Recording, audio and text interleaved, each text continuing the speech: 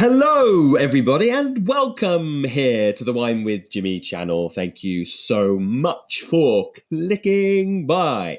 So this is all about wine education, as I'm sure you are aware, and welcome to a specialist video looking at a key producer that I have discovered on my travels. Now, this is in the appellation of D.O. Rías Baixas, which is found in the northwest of Spain in Galicia.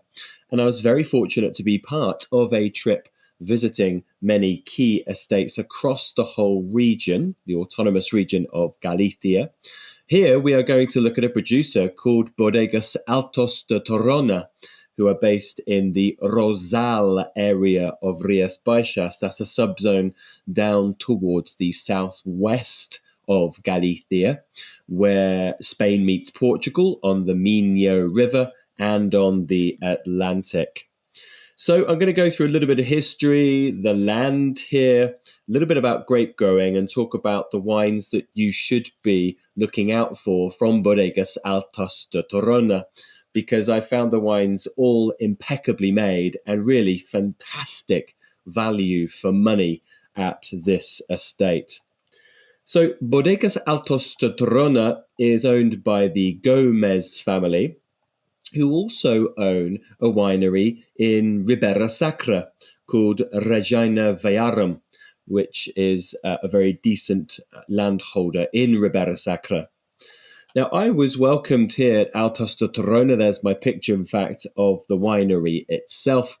I was welcomed with a wonderful, actually, glass of sparkling wine, which was 100% Albariño with around 6 grams per litre of sugar. I thought it was fabulous, really good character, a toasty sort of note, brioche, and with some serious texture behind it. So they do actually have some very good sparkling wine produced here. The category of sparkling wine being a category on the up from Galicia. More and more people are focusing on the espumoso. Now, the key player from the Gómez family is Horacio Gómez, who you'll see listed on the right-hand side. He began to start to purchase small plots around this area. And of course, this is common in Galicia. Lots and lots of small plots. Yes, there's around 8,700 hectares in Galicia, but there are thousands and thousands and thousands of small plots. If you look at Rías Baixas, the DO, 4,600 hectares and 22,000 plots. So he starts to buy some of these plots, and in time, this becomes one contiguous plot today where the winery is based. This is a landscape of 94 hectares, and this now has the famous claim of being the largest vineyard owner in Rías Baixas, because typically vineyards are very scattered, so a contiguous single vineyard site. Now, his 2 sons are in the process of taking over from Horacio Gómez, and today they make about 1.7, 1.8 million bottles, and the US and the UK are their main markets.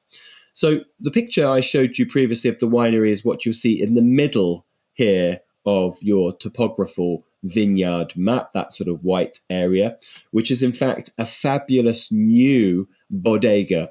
They are exceptionally well set up for visitors, and it's well worth visiting here to see the beautiful panoramic vista of the vineyards. Now, if you go down the landscape, down towards the valley, you will see the Miño River. So it's kind of where you will see where the picture is taken from. You will find the Miño River, which is the separating topographical river that is across just the way is Portugal. So it is right in that southwest area. And the Atlantic also, which is pretty much behind this picture, is about 10 kilometers away. The region or the sub-region of Rías Baixas is O Rosal, and Rosal is etymology from rose, as the area used to be exceptionally famous for flower production. The area here is sunnier than most that we find of Rías Baixas, and they have this 194 hectare vineyard, but they do also have another vineyard in the Salnes Valley and another in the Ribeira Sacra, which is the most northerly subzone.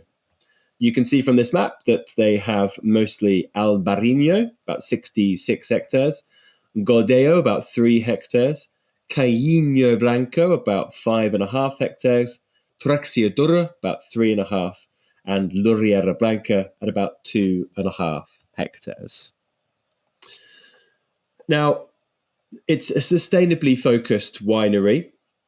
So this is a part of Wineries for Climate Protection, which is a Spanish-focused sustainability program. And they blend, but they do produce a wonderful range of 100% specific varieties, so they can allow those varieties to shine. They also produce olive oil, and we are about to go through the list of the single varietal wines. And I'm going to go through Godeo, Albariño, Loureira, and Caiño Blanco in that order, because it is in the order of how the grapes ripen. So Godeo is the early ripener, Albariño is next, then Loureira, and then Caiño Blanco. So the first to taste here was the 100% Godeo. From the winery, only about 13 euros a bottle, and they produce about 10,000 bottles. The process for making these next 4 wines are all the same. The grapes are crushed, destemmed, and they are cold macerated for a number of hours, and then go through a slow and controlled fermentation in steel and aged on fine lees for 6 months. Now, they wanted to do this process for everything, so they let the grape variety shine in each individual wine, which I think is very important. So keeping the variables the same. Now, this was delicate, lemon-scented with apple, a touch of white peach, much more minerally and salt-laden, little bit grassy, but clean and focused. Had a medium weight behind it, lovely creaminess, a little bit of pear and peach on the palate, a little bit of minerality, but with good elegance. A decent quality Godeo from the 2023 vintage.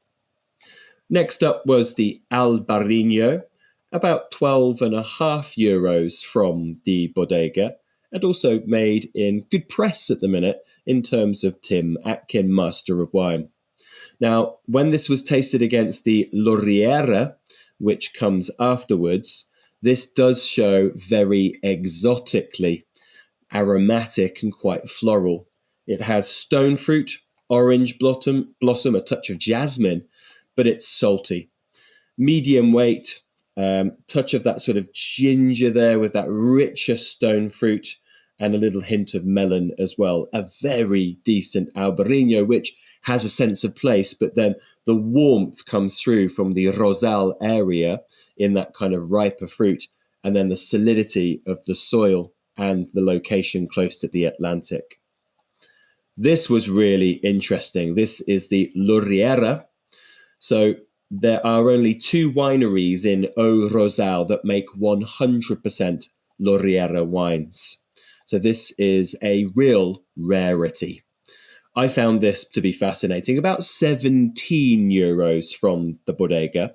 Focused, fennelly, with this basil-scented touch, leafy, a hint of lemon balm, and it was a real light, focused, fresh and acidic style with green apple, green gage, kiwi fruit, and then that touch saltiness. A little bit reminiscent of a Daphne from Crete in Greece. And the final one out of the single varietals was Caiño Blanco. Now, The grape is used a lot in the region, mainly used for blending in weight to a blend, but it's not that well known. It has a long maturation cycle, so it is picked the latest towards the end of September. And in fact, in that last little part of its maturation cycle, it goes up from 9% potential alcohol to 13 in the last 2 weeks. It has lower levels of malic, but generally a total acidity of about 6 or 7 grams per litre. There are only 2 producers in O Rosal doing mono-varietal Caiño Blanco. And the winemaker here, Pablo, believes it's a more elegant expression than Albariño and offers the roundness and the body to a blend. I found this darker coloured, had a broader nose, sweeter, honeyed, stone fruit, nectarine, and peachy. It's noticeably lower in acidity and has more emphasis on the weight, but a very fantastic style to get stuck into. Then we have our blends. I've got a mini vertical of blends looking at the Rosal 21, the Rosal 22, and the Rosal 23. Godello is not used in the blend out of the 4 we just talked about, as it has too much personality, they say. I found the Rosal, the 21 here, being really fascinating, more complete with pine nut, Semillon, Riesling, aged, waxy notes, savoury and nutty. It had a touch of spice like nutmeg. It was rounded, layered and complex. It had a good balance for me between youthful elements and aged, but tipping more towards the maturation side. Really fascinating wine and only €13.50 per bottle from the bodega. The 22 vintage was around the same price, very mature, this style, towards waxy and oily with an almond and toasty note. But there's a mixture of florality here and some salinity in the style. Didn't find this as complex as the 23 nor the 21, but still interesting nonetheless. And the final one of this mini vertical is the 23. A blend of the same grapes again, no Godello, and the same price, €13.50 from the bodega. Now this is quite young, this style. It had a pear drop edge to it because of the fresh bottling, a faint touch of herbs, peach and pear characteristic, quite leafy though. I think the Loureira showed quite dominantly in this style. But I do like the weight that comes through from both the Albariño and the Caiño. Just in time, it's going to be even better, perhaps 6 months to a year, judging on the previous 2 wines that were tasted. Now, if you're in the UK, you are very lucky because this wine, which is the Pato de Villaray, which is 100% Albariño, is available in the Wine Society at only £12.95 and about €10.50 from the bodega. It's such a well-made wine, this style. Goes through a cold fermentation for 15 days in steel and aged for 6 months on its lees. Floral, peachy, a touch creamy with soft, smooth, red apple, peachy notes, a little bit floral, a little bit herbal, but all measured across the board. It's well made, polished, well structured with a medium weight, balanced acidity, and very smooth. I find this an absolute crowd pleaser. For someone who's serious about wine, they'll get a kick out of it. And of course, people that don't know much about wine but just like to drink it will find this quite lovely to drink. And that leads me on to the Villaray 2022 with its clear green, well, it's a green bottle, but it has the no label on the top. It's kind of etched stickering on top. Now this is 50% in steel, 50% in 500 litre French oak barrels, and it's very well integrated with that oak. It's aged in barrels for about 6 to 8 months. Very well focused, with great elegance, less opulence, more salty, mineral and saline, herbal, lightly blossomy, with a good sort of texture behind it and a really good length. Not try hard, but elegant in style. This is £16 in the United Kingdom under Majestic. And of course, you'll be able to get that cheaper when you buy multiple bottles, and about €16 when you get it straight from the bodega. Now, if you have watched the other Rías Baixas videos, you'll know that I've done this wine before. Sold out at the bodega, about €23 a bottle, but this is their Barrica 2021, made from Albariño. I love this because it's actually a masterclass in well-integrated oak. It's salty, fresh, touch of cedar and vanilla, but well-integrated and more polished in style. A wine of saltiness, texture, quite nervy, quite precise. It's not opulent, but focused and with a little edge of reduction. Really lovely wine style. Well, that brings me to the conclusion of Bodegas Altos de Torona, looking at their wine range. I hope you have enjoyed it. If you do have any comments or questions, please do get in touch by commenting below. Have you tried these wines? Are they in your market? And who else do you recommend from O Rosal subzone down in the south of Rías Baixas? Well, I've been Jimmy Smith. Thank you very much. Ciao for now. Goodbye.